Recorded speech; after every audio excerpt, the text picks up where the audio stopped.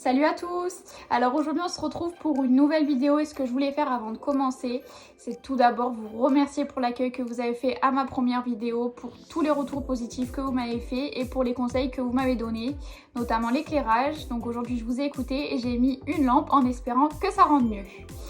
Je suis super excitée aujourd'hui parce que je vais tester une nouvelle astuce pour le teint que j'ai vu sur TikTok et un produit que j'ai commandé et que j'avais hâte de recevoir pour tester avec vous. Donc on va commencer sans plus attendre. Si ça vous intéresse de voir à quoi ressemble le look final, je vous laisse rester jusqu'à la fin de cette astuce. Ce qu'elle conseille de faire en premier, c'est d'appliquer bien sûr sa crème de jour que j'ai appliquée hors caméra et ensuite une poudre libre translucide. Donc écoutez, c'est ce qu'on va faire tout de suite. Donc aujourd'hui, je vais appliquer celle de chez Lily Lolo, la poudre translucide classique. Elle dit qu'il ne faut pas en appliquer trop, mais qu'il faut quand même que ça couvre la totalité du visage. C'est ce qu'on va faire tout de suite. C'est bizarre, ça colle avec la crème. Ça fait des taches blanches un petit peu de partout, mais c'est que le début. Donc on verra bien si ça rend aussi bien que sur elle, parce que ce genre d'astuce, on connaît, hein, ça rend bien sur la vidéo, mais quand on teste, c'est pas du tout le même style. Après ça, ce qu'elle dit, c'est d'appliquer son spray fixateur. Donc allez, on va sprayer tout ça. Celui que j'applique, c'est un de la marque Pacifica. Il sent la cerise, il sent juste trop bon. Elle dit de laisser sécher un petit peu et d'appliquer ensuite son primer. Le primer que j'utilise, c'est celui de la marque Lila B. Donc c'est un primer qui est assez huileux, donc j'en applique pas beaucoup, sinon c'est une horreur à travailler.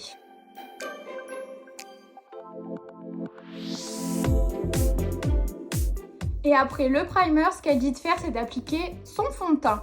Moi, je vais pas l'écouter sur ce point-là, je vais quand même mettre mon correcteur, comme j'avais fait sur ma précédente vidéo, puisque comme vous savez, mon fond de teint n'est pas très couvrant, donc si je l'applique après, c'est pas top.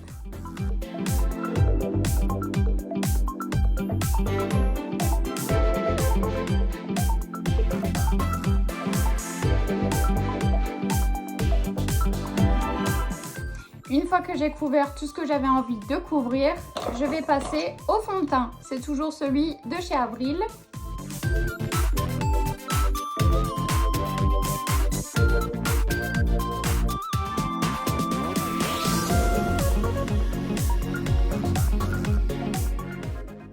Voilà, donc écoutez, je vois pas de grande différence, mais c'est pas moche, donc à tester. Ce que je vais faire ensuite, c'est que je vais venir appliquer, comme la dernière fois, mon anti-cerne, le même de la marque Absolution.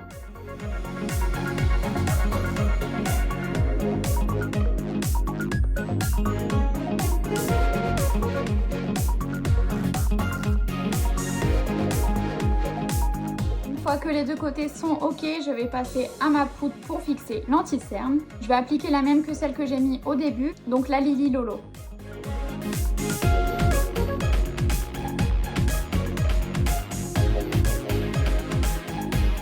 Je vais maintenant passer à ma poudre de finition pour matifier et parfaire tout ça.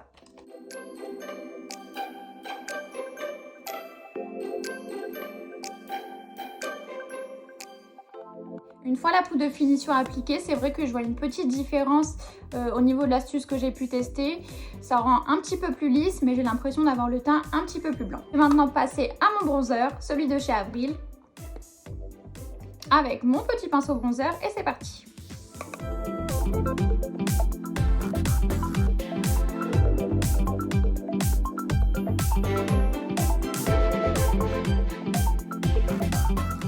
Vraiment, les personnes qui mettent pas de bronzer, expliquez-moi comment vous faites, regardez la différence. C'est hallucinant.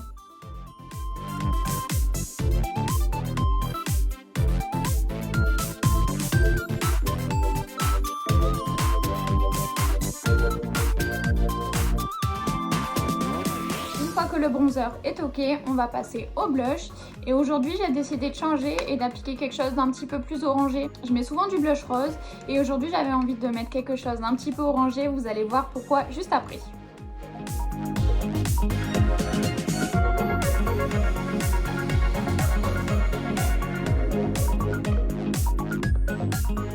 Et pour ce make-up là, je vais en rajouter un petit peu sur la pointe du nez. Ok, donc pour le blush, on est bon. On va passer à l'highlight. Aujourd'hui, j'avais envie d'en mettre un de chez Dior, de cette palette là. Ce que j'aime bien faire, c'est mélanger les deux duos. Je fais attention en vous la montrant parce que je l'ai fait tomber et j'ai cassé. Parce que je l'ai fait tomber. Je fais attention en vous la montrant.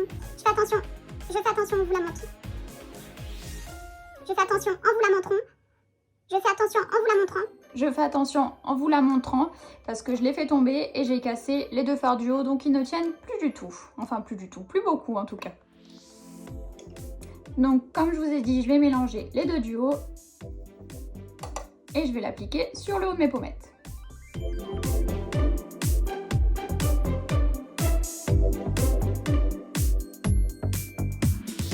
Aujourd'hui, j'avais envie d'un teint très lumineux. Donc ce que je vais faire, c'est prendre le marronné de la palette et l'appliquer par-dessus mon bronzer pour donner un petit peu plus d'éclat. Je reprends mon pinceau bronzer et je vais juste passer par-dessus ce que j'ai fait tout à l'heure.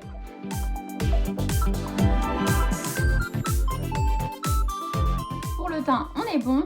Donc je vais faire mes sourcils hors caméra et on se retrouve juste après. Tadam! Donc je vais vous montrer ce que j'ai utilisé pour mes sourcils. Toujours le gel à sourcils de chez Sephora et le gel fixateur de chez Benefit. On va maintenant passer aux yeux. Pour les yeux, ce que j'avais envie de faire aujourd'hui, c'est un look assez punchy avec des couleurs sympas. Avec l'été qui approche, j'avais envie de faire quelque chose d'assez coloré. Coloré mais qui reste portable. Donc je vais venir matifier ma paupière avec une couleur assez nude.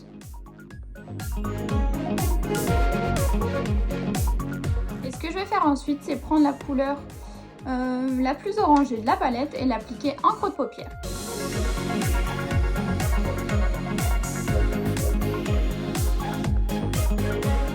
Pour le orangé, on est bon. Je vais venir prendre une deuxième couleur avec un pinceau un petit peu plus fin. Je vais prendre une couleur jaune.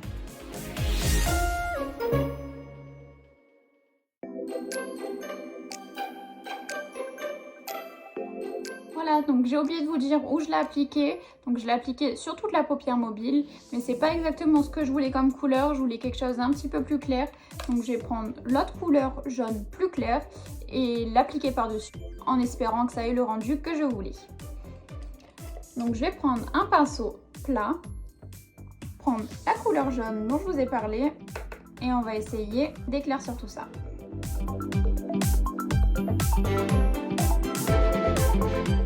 Je suis contente, c'est ce rendu là que je voulais. Et ce que je vais faire maintenant, c'est que je vais venir prendre ma base à paupières de chez Make Up Forever, l'appliquer juste sur le centre de ma paupière mobile et je vais appliquer ce magnifique pigment de chez Aromazone, Noisette Scintillant. Il est magnifique, vous allez voir.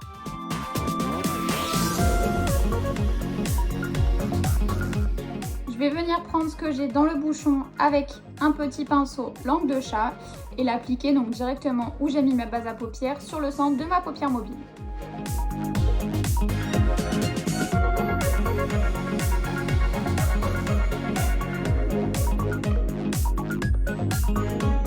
Voilà, donc c'est juste pour faire un petit halo de lumière et je trouve ces paillettes, comme je vous disais, super belles parce qu'elles ont des reflets multicolores mais surtout dans les tons de bronze. Je vais venir faire maintenant mon ras de cils inférieur. Donc un petit pinceau boule et je vais prendre la couleur la plus marronnée de la palette.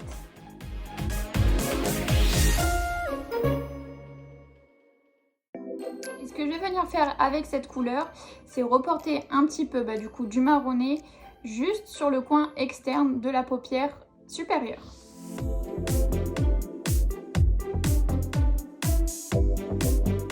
Je vais ensuite reprendre le premier pinceau que j'avais utilisé pour estomper tout ça.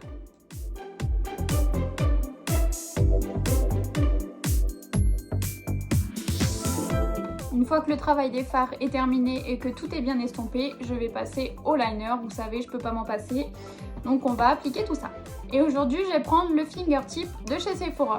Il est plus disponible, je suis dégoûtée, c'était un de mes préférés. Je vous fais ça hors caméra et on se retrouve juste après. Et voilà! On va maintenant passer au mascara. Donc pour le mascara, aujourd'hui je vais en tester un nouveau. Donc c'est celui-ci de Ilia. Donc je ne l'ai jamais testé. J'en ai beaucoup entendu parler. Je vous montre la brosse.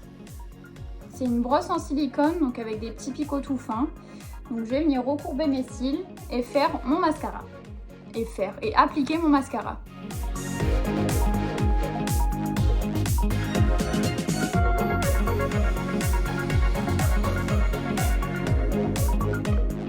Voilà le rendu après une couche.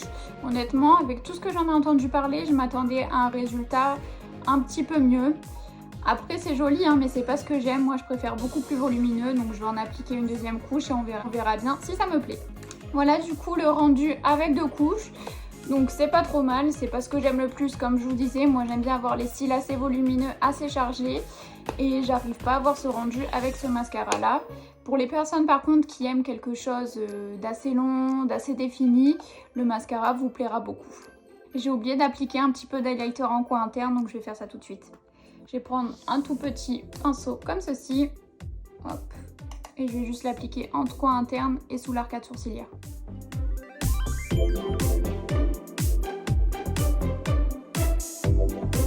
Voilà, donc j'en ai rajouté aussi un petit peu sur l'arc de Cupidon. Et ce que je vais faire maintenant, c'est tester mon produit tant attendu. J'avais commandé sur internet ce petit produit. Donc je ne sais pas si vous connaissez.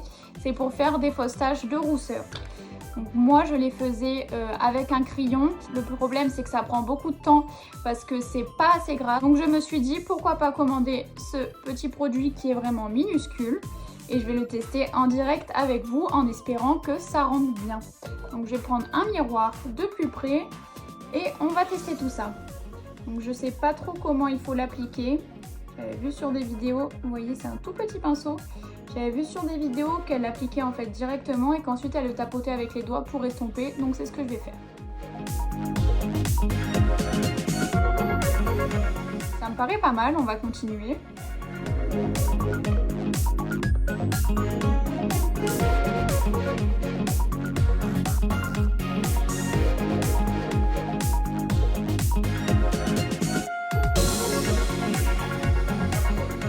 Pour le moment, je ne sais pas ce que vous en pensez, mais moi j'adore. Je ne sais pas si vous le voyez bien à la caméra, mais ça fait super naturel. On dirait que j'ai naturellement des taches de rousseur, alors que pas du tout.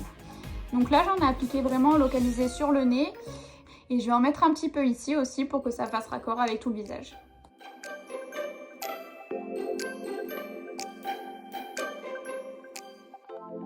Voilà, donc j'ai un petit peu abusé, je me suis lancée dans le truc à fond.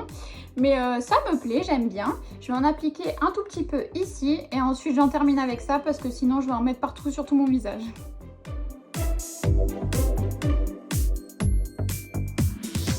Et voilà, on est bon. Donc moi personnellement j'adore, c'est beaucoup plus pratique avec un crayon, ça prend beaucoup moins de temps et ça fait beaucoup plus naturel. Je regrette pas du tout de l'avoir commandé, je l'ai pris sur le site Urban Outfitter. En plus je l'ai eu avec un code promo donc il m'est pas revenu du tout cher. Donc je suis super contente, c'est pour ça que j'avais appliqué du blush orangé aujourd'hui au lieu du blush rosé parce que je trouve que ça se marie mieux du coup avec les taches de rousseur, roux, orangé c'est beaucoup plus joli, enfin c'est ce que je préfère faire. On va passer aux lèvres. Aujourd'hui je vais faire un petit combo, donc je vais appliquer un crayon de la marque SLA, donc de la même manière que la dernière fois.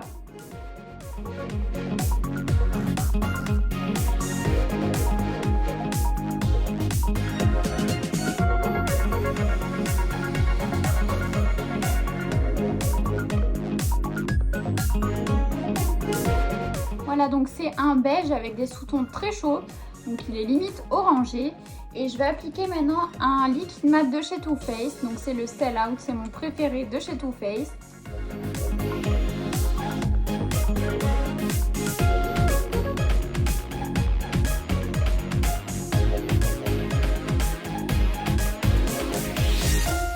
Je le laisse un petit peu sécher et ce que je vais faire sans grande surprise, c'est appliquer un gloss à paillettes de chez Anastasia Beverly Hills. Donc pas de partout, uniquement sur le centre des lèvres pour apporter un côté un petit peu plus pulpeux et les paillettes que j'adore. Et voilà le rendu au niveau des lèvres et du coup le look final. Donc pour aujourd'hui j'ai voulu faire quelque chose, donc comme je vous ai dit tout à l'heure, de très glowy, de très lumineux, les petites taches de rousseur qui sont très tendance en ce moment avec ce côté un petit peu mignon, le soleil qui revient donc forcément qui vous donne des taches de rousseur naturellement. Heureusement que le maquillage existe. Et donc je sais pas ce que vous en pensez, dites-moi en commentaire si le look vous plaît. Et n'oubliez pas de vous abonner et de liker ma vidéo. Je vous fais de gros bisous et à bientôt.